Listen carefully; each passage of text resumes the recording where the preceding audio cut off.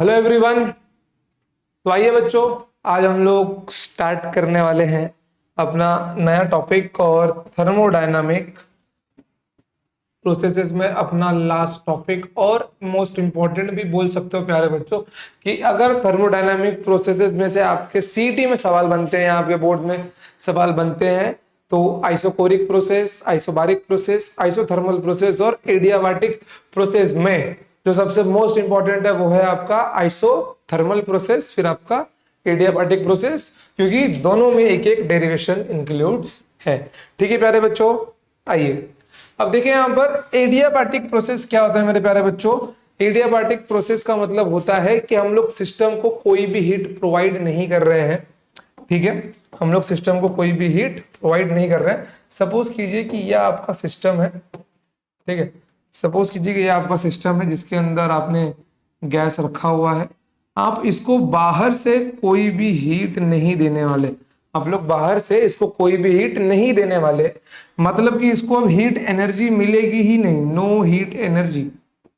ठीक है प्यारे बच्चों, no heat energy is provided to the system, is provided to the system. इसके अंदर सिस्टम को हमको कोई भी एनर्जी नहीं देनी होती है, उसी प्रोसेस का नाम होता है अपना adiabatic process. But heat energy नहीं देने के बाद भी हमको तो अपने बाकी सारे काम करने होंगे। ये तो एक हमने कंडीशन देखा है कि मैं अगर हीट एनर्जी नहीं दूंगा तो भी वो अपना वर्क डन और इंटरनल एनर्जी वाला काम क्या होगा, कैसे होगा, उसके बीच में रिलेशन क्या होगा, वो तो हमको देखना ही है। आइए एक और बात, जैसे कि आइसोथर्मल प्रोसेस में क्या था अपना पीवी रेस टू कांस्टेंट। ठीक है, तो दोनों को आप कंपैरिजन करके पढ़ना है मेरे प्यारे बच्चों। अब तक मैंने आपको जितना भी ग्राफ सिखाया है वो सारा ग्राफ आपको यहाँ पे इंक्लूड एक साथ मिलने वाला है। कहां पर? एडियाबैटिक प्रोसेस के अंदर। आइसोथर्मल प्रोसेस में मेरा क्या था बच्चों? आइसोथर्मल प्रोसेस में मेरा था पीवी कांस्टेंट था। ठीक है, यहां पर भी पीवी कांस्टेंट है, बस पावर में गामा लग गया। ठीक है, पावर में क्या लग गया? गामा लग गया। गामा क्या है अपना? गामा अपना है एडियाबैटिक रेशियो। ठीक है, अब ध्यान दो, PV raise to gamma is equals to constant where gamma is what मेरे प्यारे बच्चों? Gamma is adiabatic ratio. Gamma is adiabatic ratio और एक्सपोनेंट भी बोल सकते हैं इसको, गामा इज एडियाबैटिक एक्सपोनेंट। ठीक है, एक बात ध्यान में रखना कि गामा का फॉर्मूला क्या होता है अपना? Cp बाय Cv होता है। एंड मोस्ट इंपॉर्टेंट थिंग मेरे प्यारे बच्चों, volume of gamma is always greater than 1 for adiabatic process. मैं यहाँ पे लिख दे रहा हूँ, ठीक है, volume of gamma is always greater than 1, volume of gamma is always greater than 1। ये आपको ध्यान में रखना है क्योंकि अभी इसके बेस पे आपका ग्राफ भी बनेंगे। ठीक है, समझ गए? इतना क्लियर है? कोई प्रॉब्लम है? नहीं है? चलिए अब मान के चलिए कि आपके सिस्टम में हो रहा है एक्सपांशन। ठीक है प्यारे बच्चों, मान के चलिए कि आपके सिस्टम में हो रहा है एक्सपांशन। एक्सपांशन का मतलब मैं क्या बोल सकता हूं मेरे प्यारे बच्चों कि जो V2 की वैल्यू है, जो V2 की वैल्यू है it is greater then V1। मतलब मेरा यहां पर वर्क डन क्या होगा मेरे प्यारे बच्चों? पॉजिटिव होगा। मतलब यहां पर मेरा वर्क डन क्या होगा? वर्क डन मेरा पॉजिटिव होगा। बट एक बात ये भी तो नोटिस कीजिए मेरे प्यारे बच्चों, from first law of thermodynamics, from first law of thermodynamics, I can say that dq equals to dw plus du, where for adiabatic process, for adiabatic process du की वैल्यू 0 होगी। और अगर dq मेरा 0 बन जाता है मेरे प्यारे भाई तो मुझे यहाँ पे क्या मिलने वाला है? dw प्लस du, जहां पर वर्क डन की वैल्यू क्या होगी मेरे प्यारे बच्चों? नेगेटिव du होगी। इसी में से अब अपने को अपना इंपॉर्टेंट फॉर्मूला निकालना है कि work done in adiabatic process क्या होगा? Work done in adiabatic process क्या होगा? समझ गए आप लोग? ये मोस्ट इंपॉर्टेंट है, ध्यान में रखना, मैं अभी इसका यूज करूंगा। चलिए आइए, यहां पर मेरे को क्या मिल जाएगा बच्चों? मेरा वर्क डन क्या होगा? पॉजिटिव होगा। लेकिन dw इक्वल्स टू क्या रिलेशन है? माइनस du है। वर्क डन तो मेरा पॉजिटिव हो गया और du मेरा क्या है? माइनस में, तो ओवरऑल रिलेशन मेरे को डी यू का क्या मिल जाएगा बच्चों, नेगेटिव मिल जाएगा। डी यू अगर मेरा नेगेटिव मिला मतलब यहाँ पे क्या होगा बच्चों, यहाँ पर टेम्परेचर डिक्रीज होगा। क्यों? क्योंकि मेरा इंटरनल एनर्जी नेगेटिव है, मतलब इंटरनल एनर्जी कम हो रहा है, मतलब मेरा टेम्परेचर क्या हो रहा है, डिक्रीज हो रहा है। समझ गए? चलो बेस्ट है, आगे बढ़ते हैं।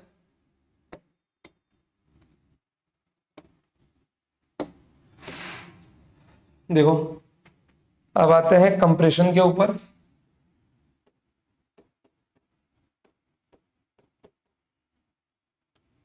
ठीक है, कंप्रेशन में क्या होगा मेरे प्यारे बच्चों, अब यहां पर वॉल्यूम कम होगा। ठीक है, तो V2 is less than V1, मतलब initial volume is greater then final volume. यहाँ पे इसके बोलने का मतलब यही है। तो यहाँ पर मेरा वर्क डन क्या मिल जाएगा मेरे प्यारे बच्चों, वर्क डन मेरा होगा नेगेटिव, और जब वर्क डन मेरा नेगेटिव होगा तो रिलेशन मुझे पता है D you is minus D you, ये नेगेटिव हो गया है, तो डी यू मेरा क्या बन जाएगा मेरे प्यारे बच्चों, डी यू मेरा बन जाएगा पॉजिटिव। तो इस केस में यहां पर टेम्परेचर क्या होगा प्यारे बच्चों, यहां पर टेम्परेचर इंक्रीज होगा। समझ गए प्यारे भाई, यहां पर टेम्परेचर क्या होगा, कंप्रेशन वाले केस में टेम्परेचर इंक्रीज होगा, कंप्रेशन वाले केस में टेम्परेचर इंक्रीज होगा, और एक्सपेंशन वाले केस में टेम्परेचर डिक्रीज होगा। क्लियर? इतना कोई प्रॉब्लम नहीं है, लिख लो इसको, आप लोग लिख लो, हो गया। चलो तो अब बढ़ते हैं हम लोग आगे फॉर्मूला के ऊपर, work done in adiabatic process. Work done in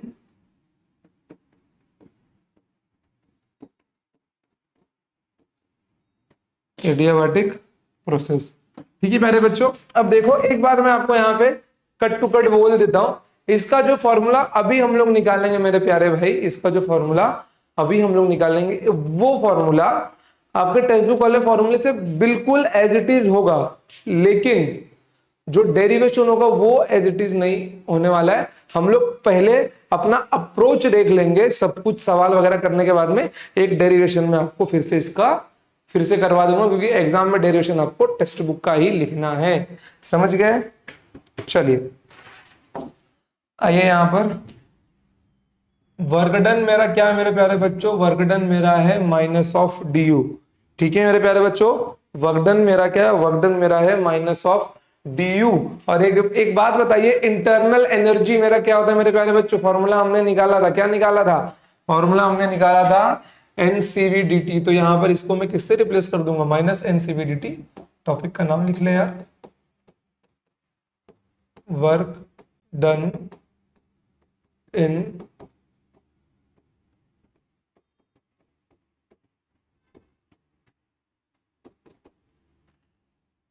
adiabatic process. ठीक है, अब देखो ये क्या मिल जाएगा, माइनस एन सीवीडीटी मिल जाएगा। ठीक है, गामा के टर्म्स में लिखना मेरे प्यारे भाई, यहां पे क्या लिख सकता हूं, माइनस एन। सीवी क्या होता है मेरा, अगर आपको याद हो, CV equals to R upon gamma minus one. ठीक है, गामा माइनस वन हो जा। चलो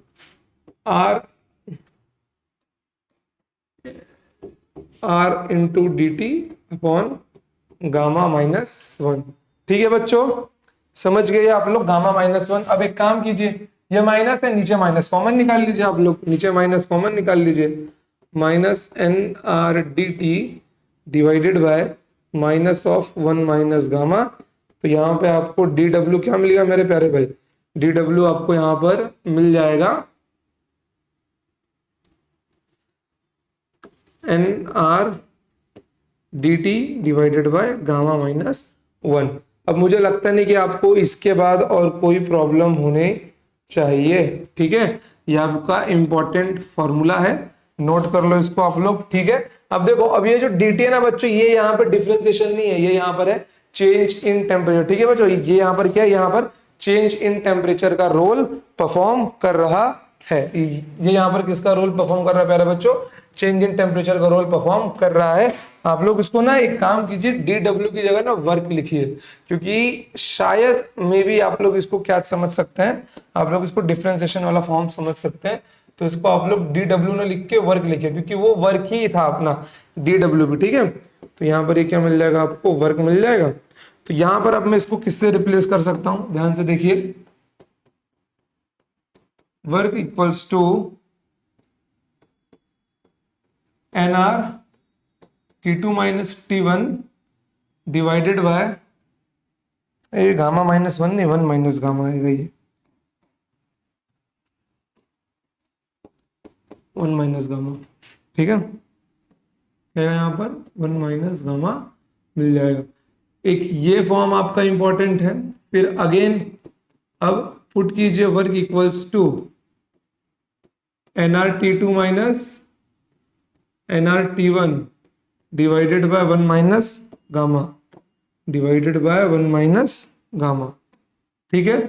अब देखिए यहाँ पर क्या मिल जाएगा आपको, जैसे कि आप सबको याद होगा आइडियल गैस का equation PV equals to NR T, ठीक है। मानो किसी सर्टेन टेम्परेचर के लिए ये T1 होगा, ये P1 होगा और ये भी V1 होगा, क्योंकि NR तो कांस्टेंट है। तो ये P2, ये V2 और ये nRT2, मतलब मैं nRT2 और nRT1 को इससे रिप्लेस कर सकता हूं। तो मुझे वर्क डन क्या मिल जाएगा मेरे प्यारे भाई, वर्क डन इक्वल्स टू, यहाँ पे मेरे को मिलना चाहिए nRT2 माइनस, यार अभी वही तो लिखा था, P2 V2 minus P1 V1 divided by one minus gamma. ये मुझे मिल गया मेरा फुल एंड फाइनल फॉर्मूला। इसके लिए मेरे प्यारे भाई work done in adiabatic process, work done in adiabatic process, ठीक है। क्या मिल गया मेरे को मेरे प्यारे भाई, work done in adiabatic process. चलो नोट कर लो, इतना आप लोग लिख लो एकदम बिल्कुल।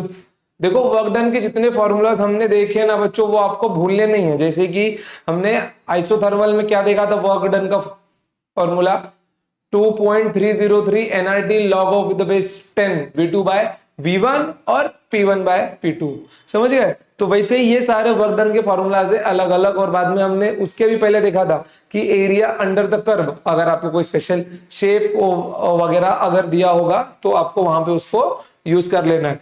हो गया आपका। चलिए, तो एडियाबैटिक प्रोसेस आपका इतना ही था, ठीक है, जिसके अंदर कोई भी हम हीट एनर्जी सिस्टम को नहीं देते हैं, ठीक है। फिर भी वहां पे कंप्रेशन और एक्सपांशन अगर होता है, तो अगर वहां पे एक्सपांशन होगा तो टेम्परेचर क्या होगा, डिक्रीज होगा, और अगर कंप्रेशन होगा तो टेम्परेचर क्या होगा बच्चों, इंक्रीज होगा। समझ गए। चलिए अब बढ़ते हैं आगे अगले वाले हिस्से पे। टॉपिक का नाम डालना आप लोग मेरे प्यारे भाई, ग्राफ्स ऑफ एडियाबैटिक प्रोसेस।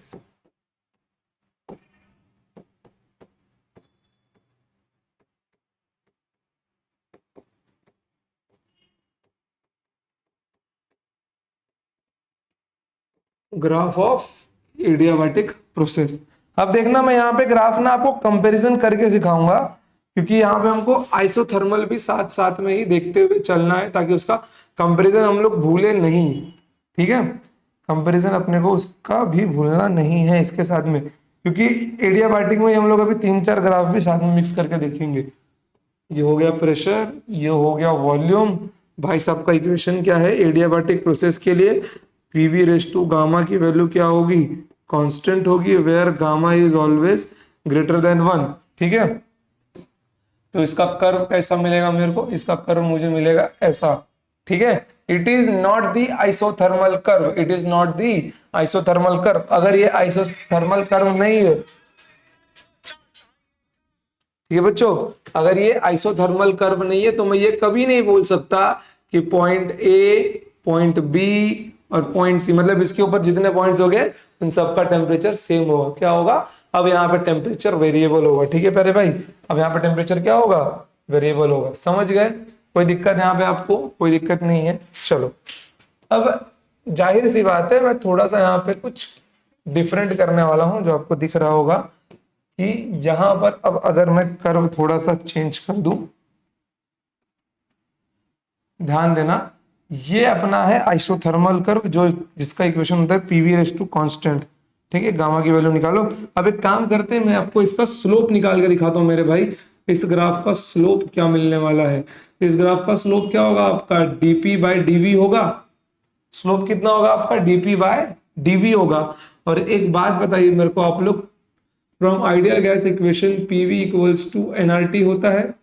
ठीक है, तो यहां पे आप डायरेक्ट पी को तो अब डिफरेंशिएट नहीं कर पाएंगे वी से, तो आपको पी की वैल्यू रखनी होगी। तो यहां से पी की वैल्यू क्या मिल जाएगी आपको मेरे प्यारे भाई? NRT upon V. तो यहां पे रखिए D by DV of NRT upon V. ठीक है, कितना होगा मेरे प्यारे भाई? एनआरटी अपॉन वी हो जाएगा। अब यहां पे आप लोग किसकी वैल्यू रखेंगे? इसको रख देंगे। अब यहाँ पे बाकी एनआरटी तो कांस्टेंट है, वो बाहर चला जाएगा। एनआरटी इंटू ये आपको मिल जाएगा 1 D by D V of 1/v। ठीक है, D by D V of 1/v। अब इसका आपको क्या क्या करना होगा? अब आपको इसका इसका करना होगा differentiation. Same as it is, जो स्लोप यहां मिलने वाला है और जो स्लोप हमको यहां मिलने वाला है, PV raise to gamma equals to constant. ठीक है, तो इसका स्लोप भी इससे ही आएगा, बट यहाँ पे ना बच्चों थोड़ा सा चेंज होगा। यहाँ पे अब थोड़ा सा चेंज होगा, क्योंकि अब इसका जो स्लोप है वो आता है अपना बच्चों -p/v। क्या आता है बच्चों? ये स्लोप आपका आता है -p/v। और जो इसका स्लोप है, इसका जो स्लोप है वो आपको मिल जाएगा माइनस गामा p/v। क्या मिलेगा? -Gamma p/v। देखो माइनस क्यों मिलेगा मालूम है? माइनस आपको इसीलिए मिलने वाला है क्योंकि यहां पर जो हम एंगल निकालेंगे ना मेरे प्यारे भाई, वो जो एंगल होगा वो theta is greater than 90 degree होगा। और अगर theta is greater than 90 degree होगा तो यहाँ पर स्लोप की वैल्यू क्या होगी? निगेटिव होगी। समझ गए प्यारे बच्चों? यहाँ पर स्लोप की वैल्यू क्या होगी? निगेटिव होगी। इसीलिए इसीलिए इसका जो मेरे को आंसर मिलेगा वो -p/v मिलेगा। चलो फटाफट नोट कर लो इसको, आप लोग लिख लो, नोट डाउन कर लो इसको फटाफट। हो गया? चलो क्लियर है? स्लोप ध्यान में रखना, -गामा p/v और -p/v। अच्छा, आपको यहां से यहां तक जाने में कोई प्रॉब्लम तो नहीं हुआ ना? ये तो मैं एक बार आपके लिए इसको कर देता हूं। देखो, चाहिए तो मैं डिफरेंशिएशन कहीं भी लिख देता हूं। d/dx of 1/x is nothing but -1/x²। तो ये आपको मिल जाएगा nRT divided by nRT into -1/v²। तो -nRT upon v into 1/v, यह आपका बच्चों p है। ठीक है, तो -p/v आपका स्लोप। ठीक है, स्लोप ध्यान में रहेगा, बिल्कुल कोई प्रॉब्लम नहीं है। इसका भी जो स्लोप है मेरे प्यारे भाई, यहां पर भी जो आपके थीटा की वैल्यू है, it is greater than 90 degree, and if theta is greater than 90 degree then slope is negative. इसलिए इसका स्लोप क्या मिला मेरे को? नेगेटिव मिला। अब एक और बात, अब मैं इन दोनों को कंपेयर करूंगा। बताइए कौन सा ग्राफ एडियाबैटिक और कौन सा ग्राफ आइसोथर्मल है? चलिए देखिए कंपैरिजन इनका।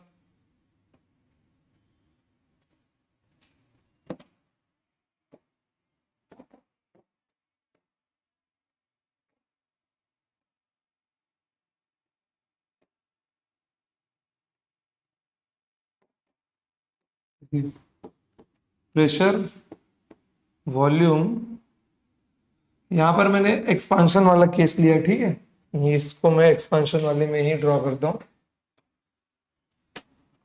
एक्सपांशन,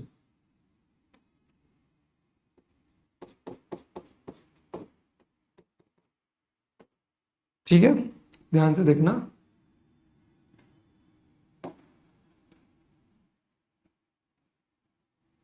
नहीं बन रहा है प्रॉपर।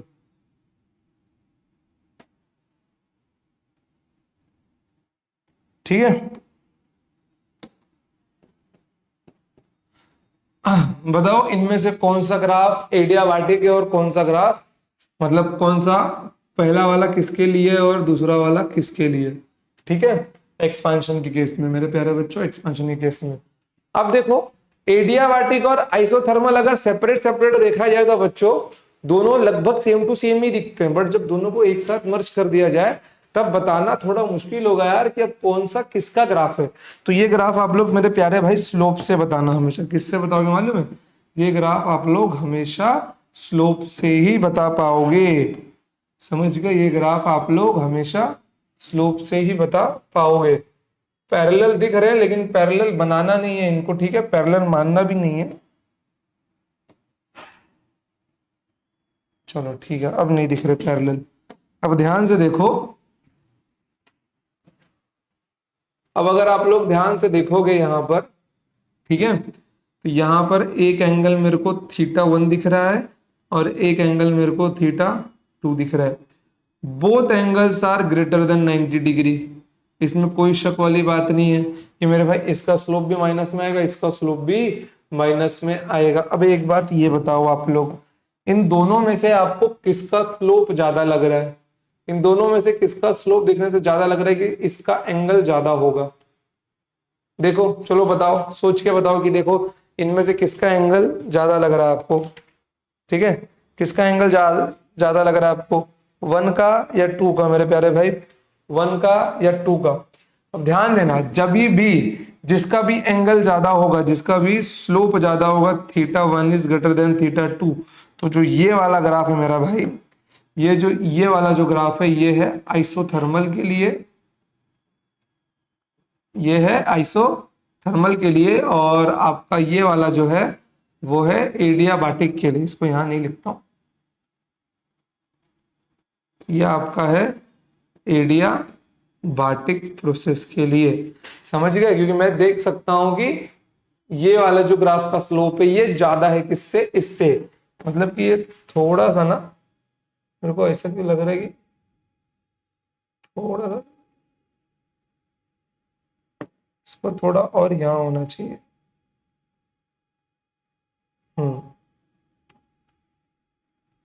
चलो, समझ गए? मतलब पीछे वाले ग्राफ का स्लोप क्या होगा बच्चों? पीछे वाले ग्राफ का स्लोप ही हमेशा ज्यादा होगा। समझ गए इतना आप लोग? कोई प्रॉब्लम नहीं है। एक और बात, वॉल्यूम क्या हो रहा है मेरा? बढ़ रहा है। और अगर वॉल्यूम मेरा बढ़ेगा तो इतना ध्यान में रखना हमेशा कि आइसोथर्मल के पीछे हमेशा एडियाबैटिक आएगा। आइसोथर्मल के पीछे ही हमेशा एडियाबैटिक आएगा। ठीक है, चलो अब एक काम करते हैं, कंप्रेशन वाला भी हम लोग बना के लेते हैं। ठीक है, कंप्रेशन वाला भी हम लोग बना के लेते हैं। कंप्रेशन वाले में क्या होगा ध्यान से देखना। कंप्रेशन वाले में क्या होगा मेरे प्यारे भाई?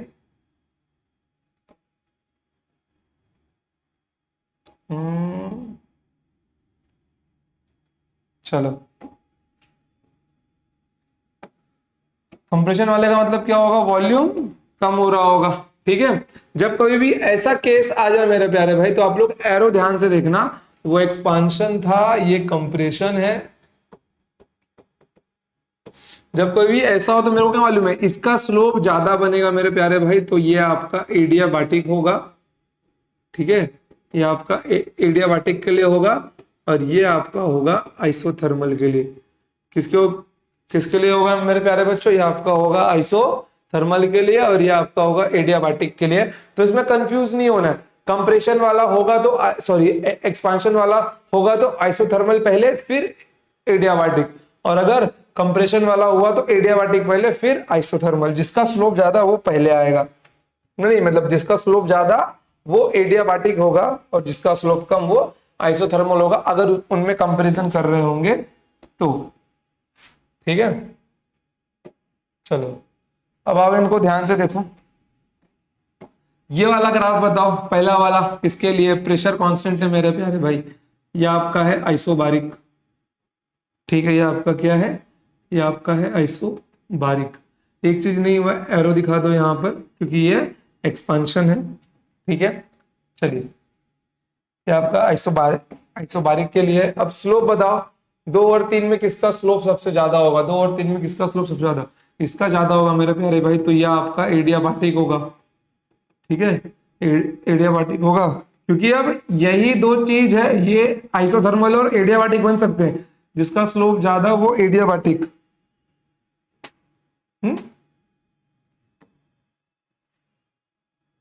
जिसका स्लोप ज्यादा वो एडियाबैटिक, और जिसका स्लोप कम वो आइसोथर्मल। समझ गए? कोई दिक्कत नहीं।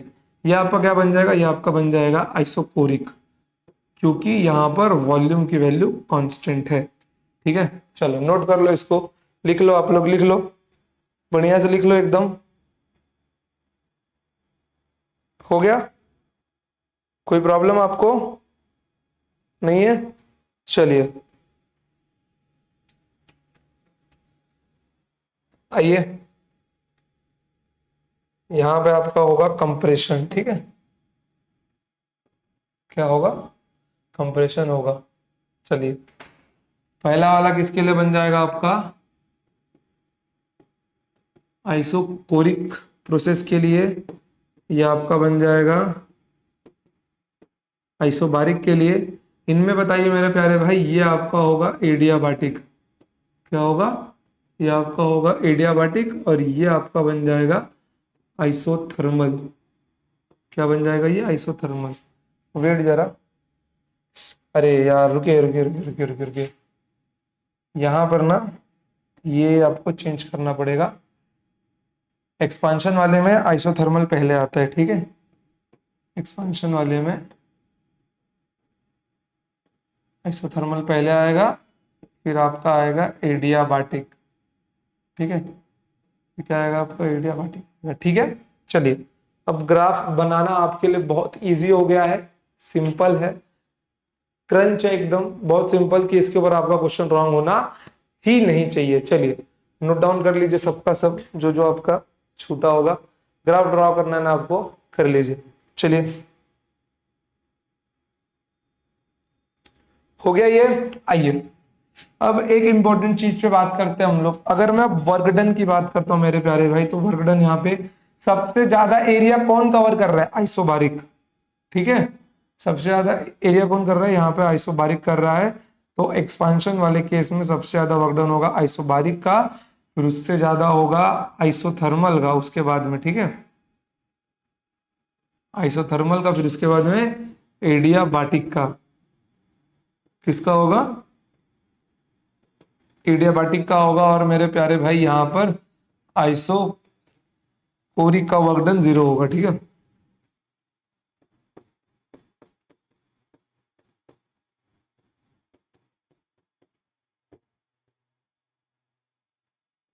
आइसोकोरिक का वर्क डन 0 होगा।